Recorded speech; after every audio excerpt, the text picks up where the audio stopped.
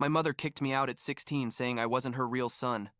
Now that I'm a manager making six figures, she came back begging. But I got a restraining order they never expected. I'm 33 years old. I work in upper-level management at a tech company, and I basically make more money than I ever thought I'd make when I was 16 years old, living in my grandparents' guest room.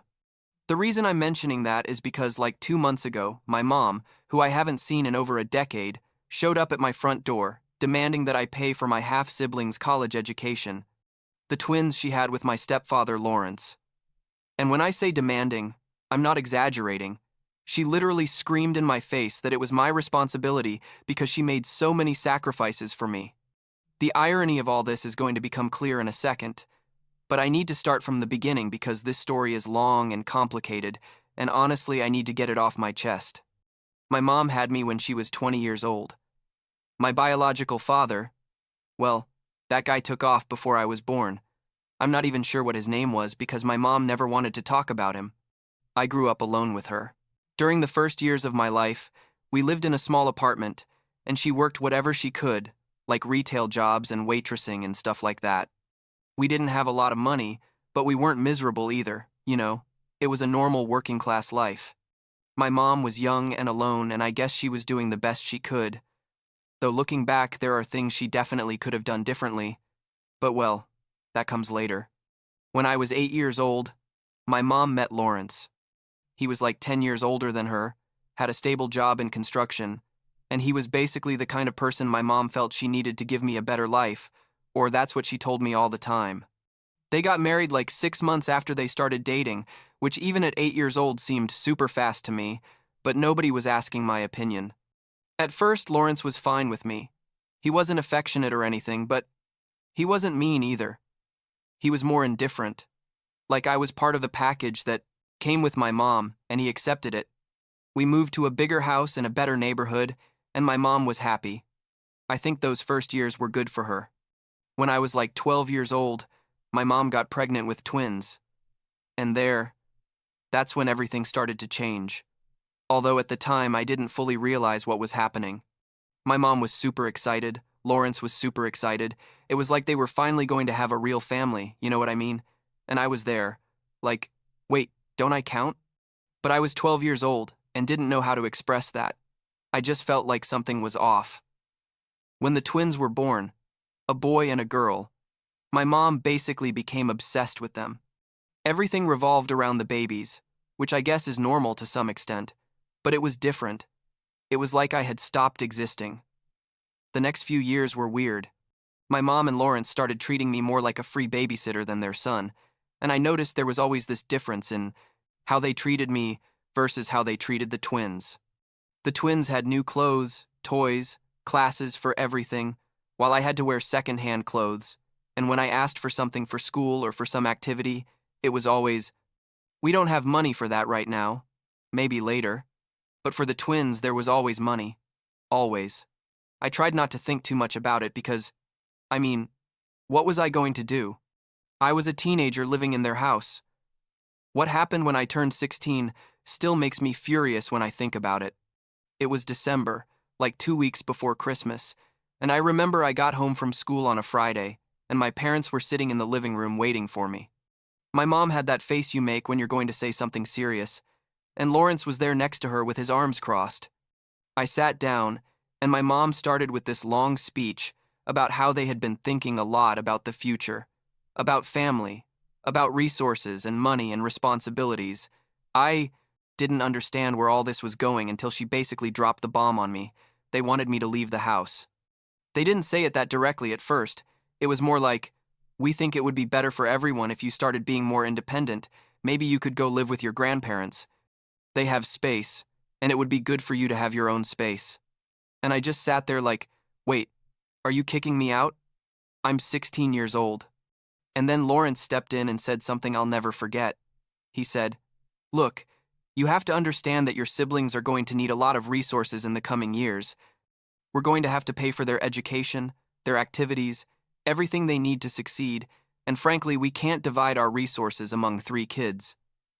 We need to focus on our real kids. Our real kids." Those words, seriously.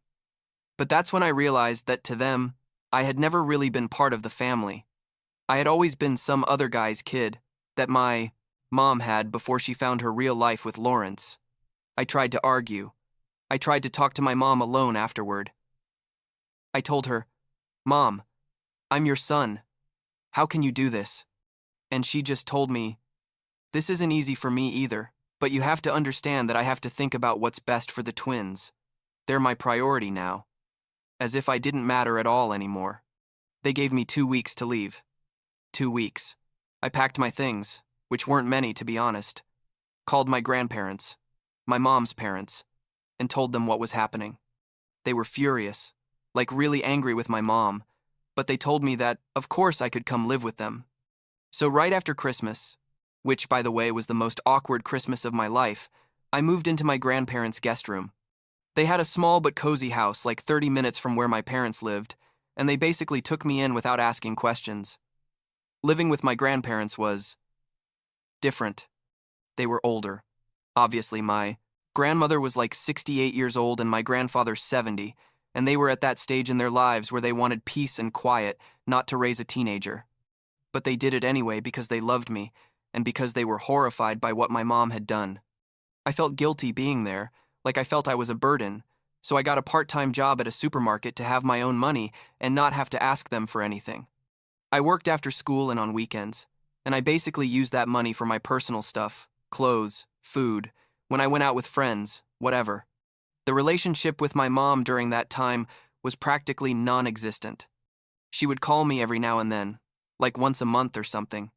And it was always this super superficial conversation where she asked how I was and I said fine, and she said that's good, and that was it. She never came to visit me, never invited me back to the house. It was like she had closed that chapter of her life and moved on. The twins were like 4 years old at that point, and I saw them in photos that my grandmother received, because my mom still sent photos to her own mom, but I had no relationship with them. They were basically strangers to me. When it came time to think about college, I knew I was on my own with this. I didn't expect any help from my mom and Lawrence, and my grandparents, even though they loved me very much, were living on their pension and didn't have the resources to help me pay for college. So I researched everything about scholarships, student loans, financial aid programs, everything. I ended up getting some scholarships for my grades, which were good, because I basically had nothing better to do than study, and I took out a big student loan. My uncle, my mom's brother, was the one who co-signed the loan because I needed someone, and my grandparents didn't qualify. He was cool. He had always been close to me, and he said of course he would help me. College was tough, but in the best way possible. I worked. Throughout all my years in college, first in the campus cafeteria, then I got a better job at the library, and in my last year I was doing a paid internship at a tech company. I slept like 5 hours a night, lived basically on ramen and coffee, and didn't have much time for social life, but I was building something, you know? I was making my life on my own without anyone's help. I graduated at 22 with a degree in business administration and a full-time job already waiting for me at the company where I had done the internship. After graduating, I cut contact completely with my mom. I changed my phone number, didn't respond to her weird and sporadic emails anymore. Basically disappeared from her life like she had disappeared from mine. My grandparents understood, I think, although they never said anything directly. They kept in touch with her because she was their daughter, but the relationship there was also tense because of what she had done to me. I kept visiting my grandparents, regularly. Like I would go have dinner with them every couple of weeks. And they sometimes mentioned things about my mom and Lawrence and the twins, but I basically didn't react. I didn't care. The next few years were a lot of work and professional growth. I moved up fast in the company. Turns out I was good at what I did, and by the time I was 28, I was already in a middle management position. I bought my first apartment, paid off my student loan completely, and was basically living a life I never would have imagined when I was 16 years old, sleeping in my grandparents' guest room. I wasn't rich or anything like that, but I was comfortable, stable, and completely independent. It was exactly what I wanted. Last year, when I was 32, I got a big promotion to upper-level management. It was a huge jump in responsibility and also in salary, like it basically doubled what I was making before. I was super excited, obviously, and I told my grandparents when I went to visit them. My grandfather was so proud he wouldn't stop talking about it, and apparently he mentioned it to my uncle at some family gathering on that side of the family. My uncle, without any bad intention, I guess, mentioned something about my success when he saw my mom at I don't know what family event. Like, he casually commented that I was doing very well in my career and that I was making good money. 2 weeks after that, my mom and Lawrence showed up at my front door. I didn't even know they had my address, but I guess they asked my grandparents for it or something. It was a Saturday morning. I was in pajamas drinking coffee, and when I opened the door, there they were, standing on my porch like nothing. My mom looked older, obviously. She was like 53 years old at that point. And Lawrence also looked older, with gray hair and everything. I just stood there like, what the hell are you doing here? My mom started with, "Hi, honey. I know it's been a long time, but we need to talk to you about something important." I didn't even invite them in. I just stood there at the door. And she continued, saying that the twins, who were now like 21 years old, were about to start college or something. I didn't really understand the details because I was too in shock that they were there. And then Lawrence said, "We heard you're doing very well at your job, and we thought you could help us pay for your siblings' education." I laughed. I literally laughed in their faces because, seriously? After everything they did, after kicking me out at 16 because they didn't want to spend resources on me, now they wanted me to give them money? I told them, "You have to be joking." My mom then started with this speech about how she made so many sacrifices for me when I was a kid, how she raised me alone for years, how she gave me a roof and food and education, and that now it was my turn to help the family. And I just thought, family? What family? I told them to leave. I told them I didn't owe them anything, that they had made their decision 17 years ago when they told me I wasn't their real kid and that their real kids were more important, and that now that they needed money, they couldn't just show up and expect me to help them. Lawrence got aggressive, started saying I was ungrateful, that my mom had given me everything and the least I could do was help with this. I kicked them off my property and told them to never contact me again, and I closed the door in their faces. I thought that would be the end of it, but no, my mom started sending me emails. Like 3 or 4 a week. Long emails where she listed all the things she had done for me, all the supposed sacrifices, all the moments where she was there for me, conveniently forgetting that she had kicked me out of her house when I was a teenager. In the emails, she said things like, "I paid for your food for 16 years. I gave you clothes. I took you to the doctor. I raised you alone the first years of your life, and now that I ask you for a little help you, turn your back on me." It was pure manipulation, and I deleted the emails without reading beyond the first lines. But then, my mom escalated things.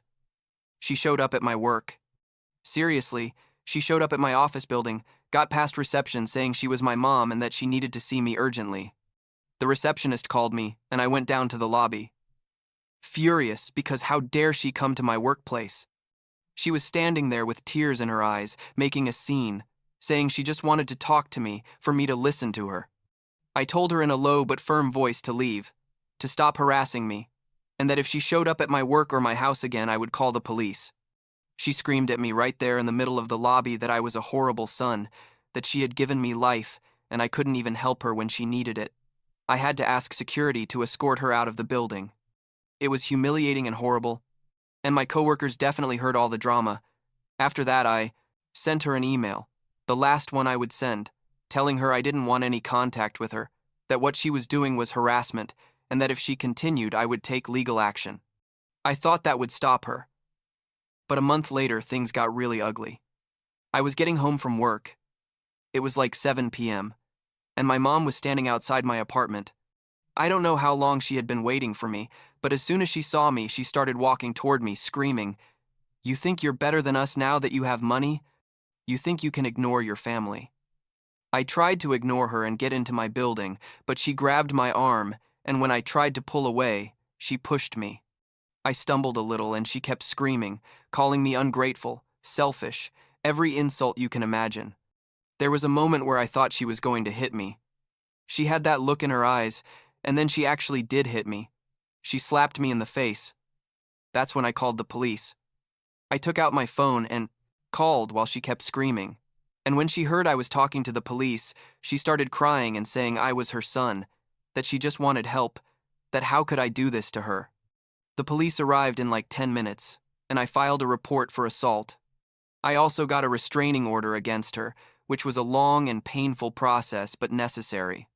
In court, she cried and said I was exaggerating, that she would never hurt me, that she was just desperate because they didn't have money for the twins. The restraining order was approved. My mom can't come within 500 meters of me, can't contact me in any way, and if she does, there will be serious legal consequences. After that, according to what my uncle told me, Lawrence took the twins to live with his own parents in another state.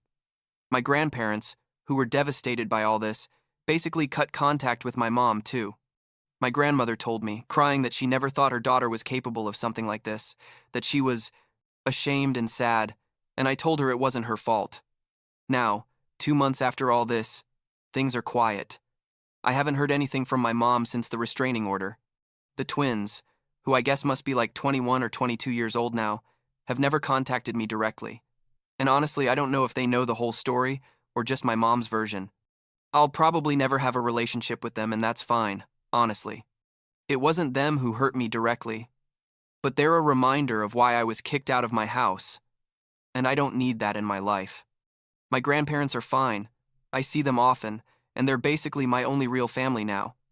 My uncle is also still in touch, though he feels guilty for mentioning my professional success to my mom. I told him it's not his fault, that my mom would have found another way to find out eventually. At work, nobody talks about the incident in the lobby, although I know everyone saw it. But I guess everyone has their own family dramas, and they understand. Sometimes I wonder if I did the right thing, not with the restraining order. That was definitely necessary after she hit me, but I wonder if I should have at least listened to what she had to say before cutting off all contact. But then I remember how I felt when I was 16 years old, and they told me I wasn't their real kid. And I remember all the years where she could have looked for me, could have tried to rebuild the relationship, but she only did it when she knew I had money. And that's when I realized I don't owe her anything, literally nothing. Last week, my boss asked me if I was interested in a big project that would require a lot of travel next year. I said yes without hesitation. I don't have ties. I don't have family responsibilities. I can focus completely on my career and on building the life I want. I guess my mom did me a favor in a way. She taught me from a young age that the only person I can completely trust is myself, and that no matter what people say, actions are what really count. She had her chance to be my mom. She had 16 years, and she decided that others were more important. Now that she needs something from me, well, it's too late.